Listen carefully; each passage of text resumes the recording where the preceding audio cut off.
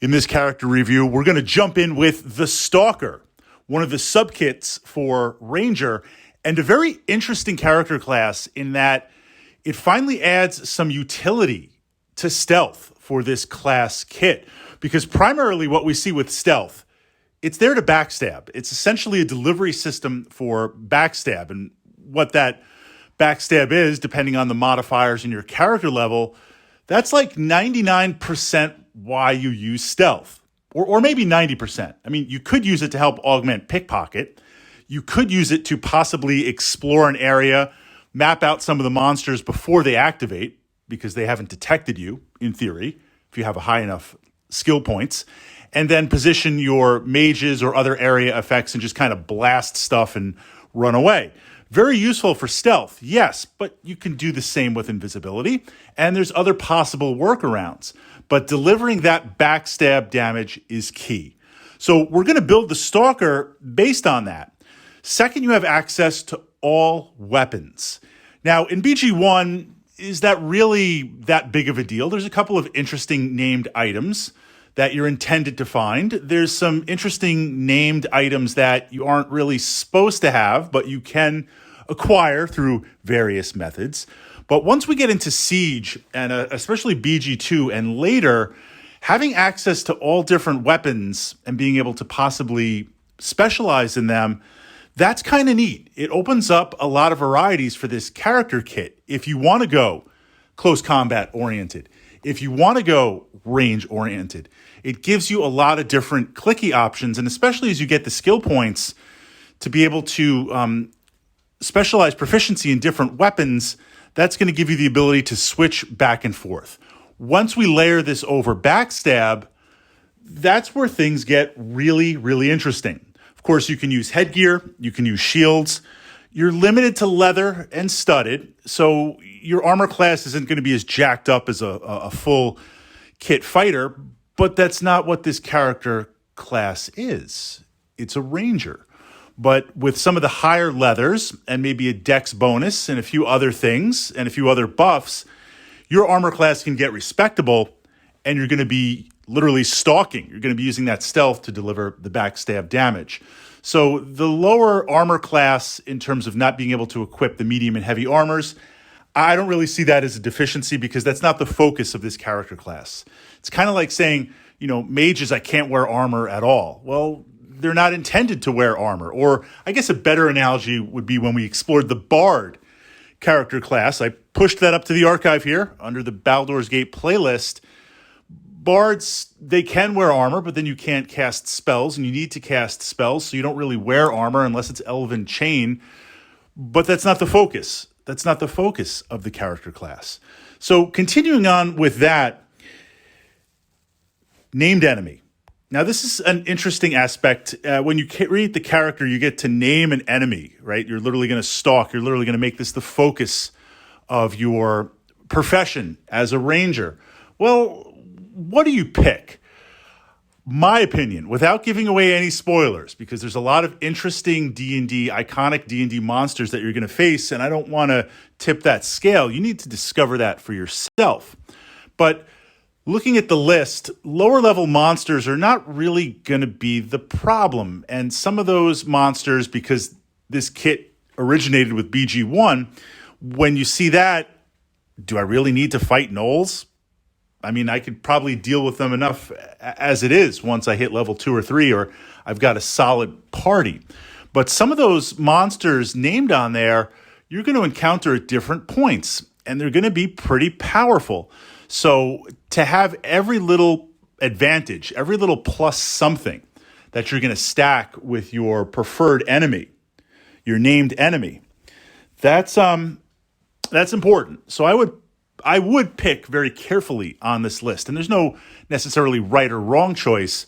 But if you're familiar with D&D, go with some of the more potent stuff, because as you move into Siege, as you move into BG2, absolutely, you're going to face some of these and you want to get those bonuses. Now, I won't say this is the reason why I would play a Stalker or the reason why I have played a Stalker in the past, but it's a nice little clicky. It's a nice ability. Charm Animal. Now, there is some gear that lets you charm person in the game if you don't have it for a default character class. There is some gear that will let you charm animal, but it takes up a gear slot. I'm not going to name what, but it takes up a slot, and that means I'm not boosting other areas. It's also limited with what it can do in terms of charges, uses, or abilities. To have the ability to charm animal, there are a lot of interesting and unique and different animals in the game that are nice to kind of have fighting with you for a little while. Also, without getting into the complete nuts and bolts of the meta behind the game, if we're looking at pure Advanced Dungeons & Dragons stats and my personal opinion on it, Charm Person, they've buffed up some of the natural saving throws for some of the NPCs and other party members, because if I charmed them, then what's the point in the game? So you've got to get a couple of charms off or get pretty lucky with breaking through for that. Charm Animal, for the most part, it seems like the saving throws are set 1-to-1 from the old school AD&D Monster Manual. A lot of animals are easier to charm. So to be able to have that is really, really kind of interesting. And then, of course, as you level up, you get access to a limited number of spells, which adds some more versatility with what you can do. So how does this character class play? I see this class playing as an aggressive thief, not necessarily an assassin. An assassin wants to get into a certain area, a high-value target, and like a mage or a boss monster, and deliver that. You don't want to waste that on, say, secondary or lieutenant or minor boss monsters. I see the Stalker more combat-oriented, meaning going in, and yes, you could go and try to take on that boss monster. Certainly enemy mages are going to be a target, but taking out midline monsters or secondary type lieutenants or monsters in a fight where you can leverage your stealth, you can leverage the number of weapons that you can use. As you move up, you can leverage your spells and utilize that to surprisingly deal a lot of damage. The biggest difference is once you're out of the stealth range and you've caused your damage and you're there, well, you're not a complete fighter or barbarian or paladin, but you've got some strength. You've got some good THAC0. You've got some good hit dice. You've got some good staying power with the use of your shields that you can kind of ride both worlds. And that's where the damage gets kind of interesting, in that it's a fusion of I can get up there and deliver that backstab damage. I can deliver the damage. And then once I appear, then I can stay and fight. Where the fighter or a warrior type class has to make it up there to that mage, or has to make it up there in the first place. So you've got to make it through some swarms, or you've got to deal with some stuff. But then once it arrives, it can deal some damage. Where the thief/rogue type kit, they can make it up there and deal that backstabbing damage. Shadow Dancer will make it up there.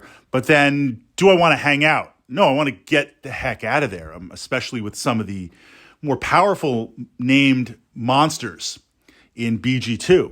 So the Stalker is kind of the best of both worlds. You've got that backstab. You've got that ability to keep pumping out damage.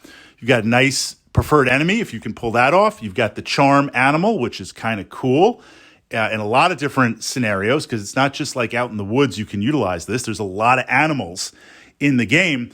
And then once you start unlocking some of those spells, even though they don't go up to the higher levels, that gives you a lot more versatility for combos, buffs, and other types of things. A lot of fun for a character class to play.